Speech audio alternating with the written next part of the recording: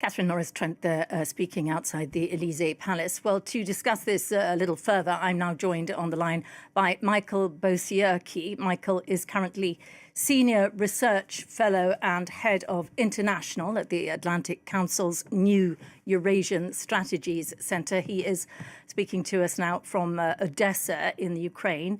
First of all, thank you so much, Mr. Bosierki, for joining us here on France 24. Perhaps we could begin with today's meeting then. Catherine telling us that, of course, all of this depends on an eventual ceasefire, and before that, talks between Zelensky and Putin. But today's meeting does seem really to have been about locking down some sort of concrete contributions from various countries so that they can then say to Trump, you know, if a ceasefire is agreed, this is what we'll do. Will you provide some kind of backstop if we need it? So, you know, what might the coalition realistically provide, do you think? Yeah, just to clarify, if I may, so now let's get into trouble. I'm Senior Fellow at the Atlantic Council Eurasia Center. I think your correspondent hit it on the head, is that if a ceasefire should take place, that's the key line here. The feeling here in Ukraine is that what is needed is here and now. Odesa was attacked once again overnight, World Port Odesa, the port that feeds the world. And as you know, Kiev many, many times. So that's what Ukrainians want right now, is more muscle to be able to down those destructive Russian missiles and drones that come pretty much on a nightly basis. And of course, also to push back Mr. Putin from grabbing more territory in eastern Ukraine. Look, the feeling here right now is Europe looks very impotent at the moment. One of the things I heard the other day from someone around here is that if Europe can't or won't stop a man-made famine happening on its doorstep in Gaza, how can it be possibly expected to help defend Ukraine? Another quick question, if I may, coming from Ukrainians is, what about the 200 billion euros sitting in European banks, frozen Russian assets? When will those be released to help Ukraine fight this war? Yeah, that is something that I was going to ask you about. Do you think we will see any movement on that? Emmanuel Macron has been among those who are reluctant to see those frozen Russian assets spent. The interest is being spent or can be spent, but he's really worried about the effect that might have on markets. Do you think that Zelensky might push him on that, and that there might be a change of mind from Macron on that? He's one of the key. Yeah, definitely they're going to obstacles. push. They've been pushing for a long time. And I think Christian Lagarde of the European Central Bank is also worried about the integrity of the euro. Well, I have a message for them.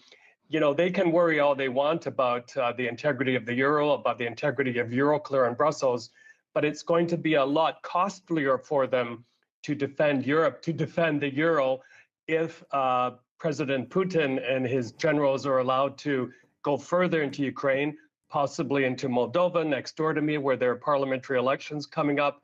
So, you know, the thinking here is that we need to deploy as much as we can right now to help Ukraine, either that 200 billion, not only the interest, but the principal for defense of Ukraine, but also for reconstruction efforts as well. There's one more thing that came up in the past 24 hours, you may have seen, is the head of the Russian military armed forces displayed a very worrisome map that showed Mykolaiv and Odessa as part of Russia. I don't know if that's part of the Russian war planning. We know it's a dream of Vladimir Putin, but it goes to show how far the Russians are willing to go, at least in their minds, to make further advances in Ukraine. You seem to be suggesting that this meeting today was not worth holding, that it was rather pointless, that Putin will do what he has to do, that Donald Trump will not stop him, and that we are a long way from talking about what might happen after any eventual ceasefire. Yeah, I don't mean to come across as the main cynic in all of this, but what came out of that circus in the White House and also in Alaska, but especially in the White House when the European leaders gathered with Mr. Trump, it looked to many of us like a cheerleading squad meeting with the head coach and praising him to no end. Look, the problem right now, we can't put the blame, solely on the shoulders of Europeans, but with Mr. Trump as supposed leader of the free world, he's the contortionist in chief. He changes his mind, he loses interest. You can't take him at his word. He is into self-enrichment. So it's very, very difficult for European leaders, policy planners, for Mr. Zelensky to know what to expect from Mr. Trump. He may promise something within the next few minutes when he holds the phone call with the leaders, but whether he can actually deliver, especially because none of this really pleases his base, is another matter. All of that is certainly true. And I think a lot of people would worry that even if Trump were to sign up to some of this, if Russia then violated any eventual ceasefire, would he really order US jets to down, Russian missiles? What would it be worth, as you say? Now, everybody in Europe, the European leaders are fully aware of all that. Nevertheless, they have committed themselves to try and help Ukraine, not least for the threat it poses within Europe. What should they do? Can they manage without any backing from Trump? Sure, good question. Well, they're doing a lot that is very praiseworthy. And among that is, kind of in the behind the doors, assisting Ukraine, especially building up its capabilities here, drone production, that sort of thing. This has become a very much high-tech war. 4 years ago, before this war started, Ukraine absolutely did need a lot of training. Now it's such a tested war machine that it could probably even train some modern European or other armies. So, but what's needed right now is protection. These domes for strategic centers in Ukraine, Kiev, but again, world port Odesa, this port that feeds the world. I think it saddened a lot of Ukrainians when the German chancellor pedaled back commitments to provide the Taurus missiles, those high-powered, long-range, very, very smart missiles that can strike targets within Russia. That's another thing that Ukraine needs right now. It has the legitimate right to defend itself by striking legitimate targets inside Russia. It's done a lot on its own with those drones, but it needs those high-powered missiles, for example, to take out the Kerch Strait Bridge, a pet project of Mr. Putin, and also a very, very vital military supply line for Russia. So do you think we're likely to see, if there is a ceasefire again, ever these coalition troops on the ground in Eastern Europe monitoring this ceasefire? Britain has said it would pledge 10,000 troops. It seems that 30,000 is the number that's needed because of rotation and rest, so that 10,000 would be in use all of the time. France, Emmanuel Macron has said he is willing to send troops. A number of European countries have absolutely ruled it out, Poland, Italy. Do you think that will happen, given that you seem to be suggesting Donald Trump is so untrustworthy they would just be putting themselves into harm's way? Well, I remember when I was part of the OSCE Special Monitoring Mission to Ukraine in 2014, 2015. Back there, the situation was different. It did take a long time to get up to full scale so that we could monitor the situation on the ground along the entire front line. But let's remember, everyone, what happened then is the Russians did everything to stymie our efforts. They even used electronic jamming to bring down our very, very expensive monitoring drones, observation drones. We had a small mission, not many people know this, on the Russian side of the border.